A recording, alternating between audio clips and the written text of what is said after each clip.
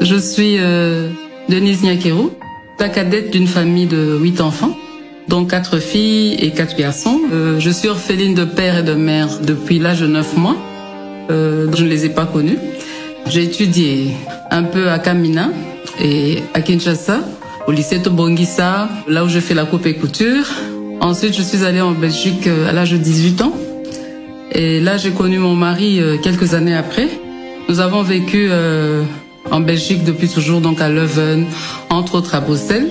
Je l'ai rencontré, il était déjà fils d'opposant. Donc vous pouvez imaginer la vie qu'on menait. On a eu à faire des études, des formations pour pouvoir nous en sortir dans ce combat qui n'était pas facile, mais je ne m'en plains pas. Alors, en tant qu'aide-soignante, j'ai fait des études d'infirmière, mais je n'ai pas terminé, donc j'ai fait une année. J'avais besoin de travailler à cette époque. En tant que soignante, tout simplement, je travaillais dans différentes maisons de repos, dans des hôpitaux. Et voilà, j'ai fait quand même 10 ans de carrière. C'est vrai que c'était pas facile, c'était un monde que je devais découvrir. Mais par après, j'ai compris que c'est un métier que j'aimais beaucoup.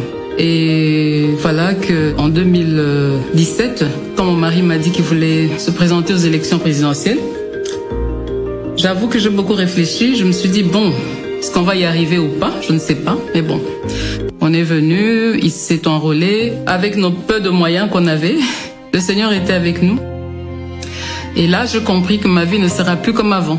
Alors, durant la campagne, ce que j'ai remarqué, c'est que vraiment, il y a beaucoup d'attentes. Les gens ont besoin de changement, ont besoin de se sentir valorisés, écoutés surtout et accompagnés dans leur vie. J'étais en face des filles qui n'étaient pas préparées à avoir des enfants. Et j'ai compris qu'il y avait ce problème-là d'encadrement. J'ai vu des enfants qui ne vont pas à l'école, dont les parents, plutôt les mamans, parce que j'ai pas eu à discuter beaucoup avec des hommes, qui me disent que les enfants ne savent pas aller à l'école. C'est des enfants qui sont abandonnés à eux-mêmes. Lorsque je voyais d'autres personnes qui étaient vraiment, qui n'y croyaient plus, qui se disaient que voilà, vous êtes là tout simplement parce que vous voulez qu'on vote pour vous et vous allez nous oublier, vous n'allez rien faire pour nous.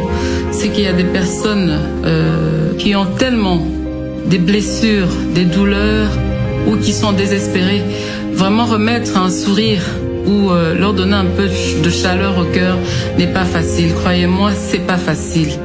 Et c'est face à cette souffrance que je me suis dit, si on gagne ces élections, et même si on les gagnait pas, je pouvais faire quelque chose, venir en aide aux personnes désespérées, en particulier les femmes. À titre illustratif, un enfant sur 10 meurt avant d'atteindre l'âge de 5 ans. Le saviez-vous? Le mariage précoce avant 18 ans. 43% des femmes âgées de 25 et 49 ans ont déclaré en être victimes. Le saviez-vous? Seulement 3 femmes sur 10 ont accès au marché du travail et majoritairement dans l'informel. Le saviez-vous? 4 filles sur 10 vont à l'école et que seulement 50% d'entre elles ont la chance de terminer le cycle primaire. Le savez-vous?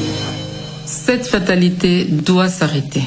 Je n'ai guère la prétention de tout faire, de tout changer dans ce pays. D'ailleurs, soyez sûrs, je ne saurais y arriver. À chacun son rôle, mais en revanche, j'ai la prétention de m'exprimer, de m'élever en porte-voix et faire savoir à qui veut entendre les situations réelles de mon peuple, de mon pays. Non, je ne resterai pas inerte, ni silencieuse. Je fais le choix, pas simplement de m'exprimer, mais aussi et surtout d'agir. C'est pourquoi je lance aujourd'hui le mouvement Plus Forte. Plus Forte se veut avant tout d'éveiller les consciences des filles et femmes congolaises, de les accompagner dans l'amélioration de leurs conditions de vie ainsi que leur situation actuelle. Ce mouvement repose sur 4 piliers. L'éducation. La génération 2030 est celle d'adolescence d'aujourd'hui. Pour ce faire, je crois qu'il nous faut plus d'investissement dans leur éducation, en vue de prévenir le mariage et les grossesses précoces. Nous aurons les femmes plus fortes en 2030 si nous investissons aujourd'hui dans l'éducation de nos filles. La santé. En tant que prestataire de santé et mère, je n'aimerais pas voir une femme mourir en donnant la vie pour des causes qui sont évitables. Je rêve d'une génération de femmes plus fortes, capables de planifier les naissances et de contribuer efficacement au développement de ce beau pays. je voudrais contribuer à soulager les souffrances des drépanocytaires à travers une bonne prise en charge. Les violences basées sur le genre. Nous avons l'obligation de restaurer la dignité des femmes congolaises en vue de leur pleine participation à la consolidation de la paix et la reconstruction de la nation.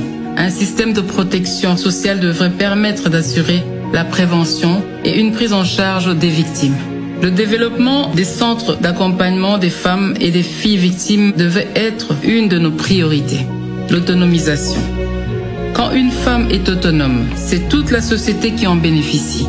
Encourager les initiatives des femmes entrepreneurs et accompagner les activités génératrices des revenus des femmes et jeunes filles vulnérables contribueront à les rendre plus fortes dans le développement harmonieux du pays.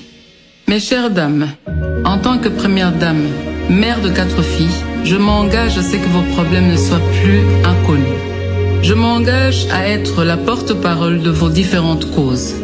Et j'invite donc toutes les couches de la population, toutes les classes sociales à se joindre à moi pour que, ensemble, avec amour, nous puissions écrire l'histoire de notre pays et façonner la femme congolaise de demain.